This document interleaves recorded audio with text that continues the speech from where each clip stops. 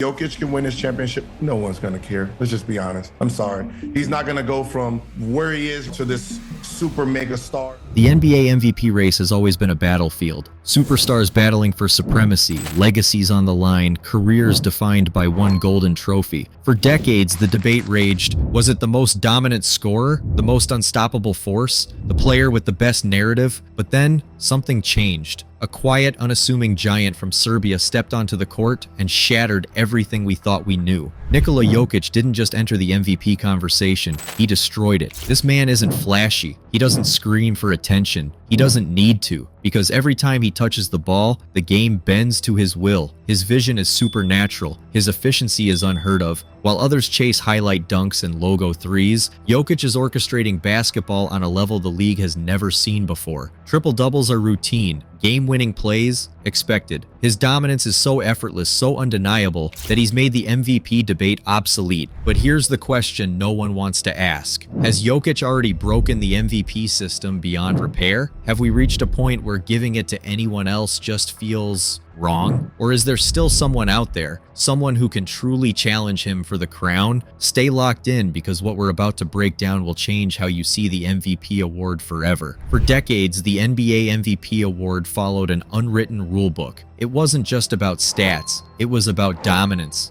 storylines, and reputation. The league's biggest names fought for the crown, and if you weren't one of them, good luck even making the conversation. Historically, the MVP trophy went to the player who did one of three things: scored at an insane level, think Michael Jordan, Kobe Bryant, and James Harden. If you weren't dropping 30-plus points per game, you weren't even in the discussion. Had the best narrative, Russell Westbrook's MVP in 2017, a perfect example. Averaging a triple-double for the first time since Oscar Robertson, that story was too good to ignore. Played for a dominant team in a big market. The NBA loves its stars in LA, New York, and Boston. Even if you had MVP numbers, playing in a smaller market meant you needed to be undeniable just to get noticed. And for years, this system worked. The MVP race was always a spectacle, a heated debate where multiple players had a real shot. But then, Nikola Jokić entered the scene, and suddenly, the entire system cracked. The old rules? Irrelevant, because Jokić didn't fit into any of these boxes, yet somehow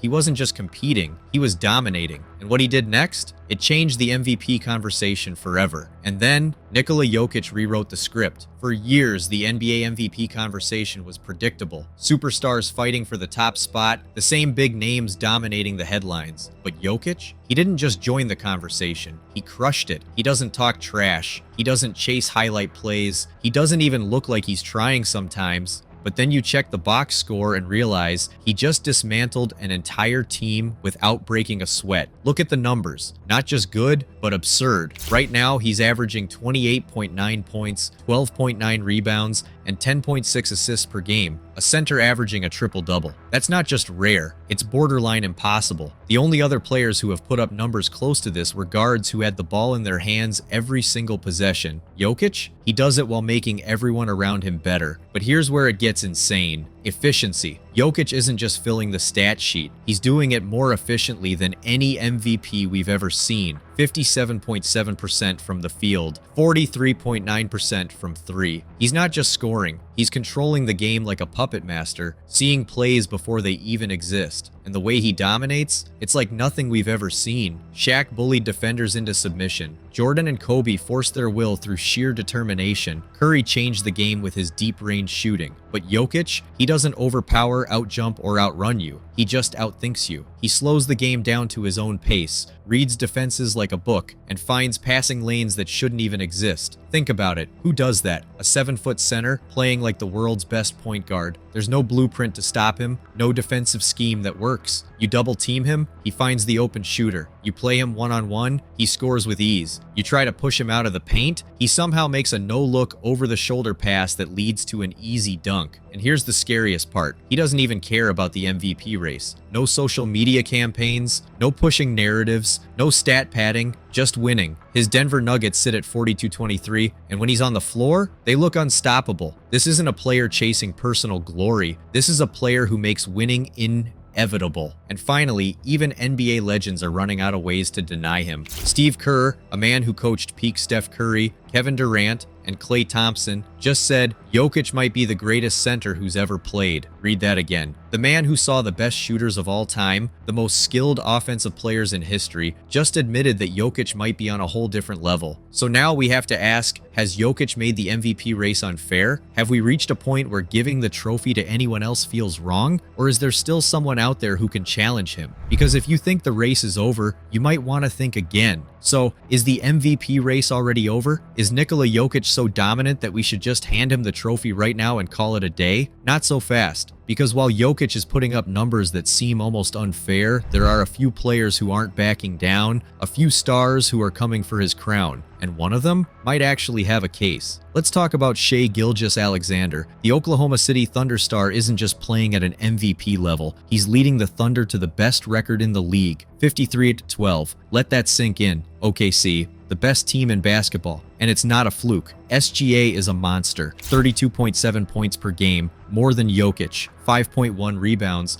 6 assists per game. Elite all-around numbers. A two-way force, not just a scorer. He's locking down opponents on defense, leading the league in steals, hyper efficient, shooting 54% from the field and making it look easy. He's doing what MVPs do, taking over games, leading a young squad to unexpected dominance, and proving he belongs with the elite. And when a guy like Shaquille O'Neal is publicly backing him as a legitimate MVP, you have to take notice. But does he have the narrative? Will voters actually give the MVP to a guy not named Nikola Jokić? That's the real question. And then there's Luka Doncic. Every season, Luka puts up video game numbers. And this year, he's better than ever. 34.5 points, 9.2 rebounds, 9.8 assists per game. Ridiculous shot-making ability. Step backs, floaters, deep threes, unstoppable, dragging the Mavericks into contention. But here's the problem. His team isn't winning enough. The MVP award doesn't go to guys with insane stats alone. It goes to the best player on one of the best teams.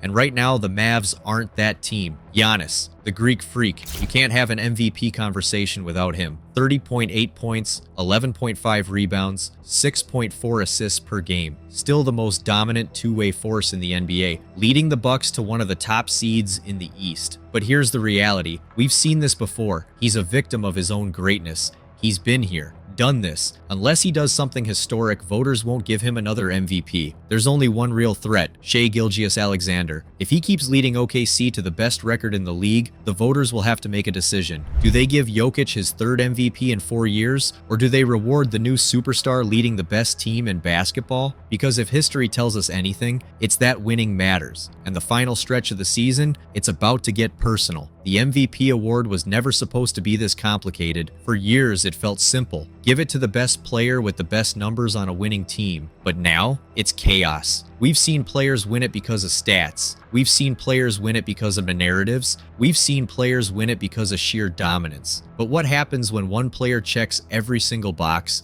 yet people still try to find reasons not to give it to him? That's what's happening with Nikola Jokić. For the past few years, the MVP debate has shifted in ways we've never seen before. Some people argue that giving Jokić 3 MVPs in 4 years would put him in a category of legends too soon. Names like Jordan, LeBron, Kareem, players who defined entire eras. But if the award is truly about who's the most valuable player in the NBA, how do you justify giving it to anyone else? Then there's the voter fatigue factor. We've seen it before. LeBron could have won 5, maybe 6 MVPs if voters didn't get tired of him dominating every year. The same thing happened to Michael Jordan. Now, it's happening to Jokić. On the other side, there are players like Shai Gilgeous-Alexander who represent the fresh narrative, the underdog story, the new face of the league. And historically, the NBA loves a good story. Look at Derrick Rose in 2011. LeBron was the best player on the planet, but Rose became the youngest MVP ever because he led the Bulls to the best record in the NBA. That's exactly what Shai's doing right now. So, does the NBA reward the best player,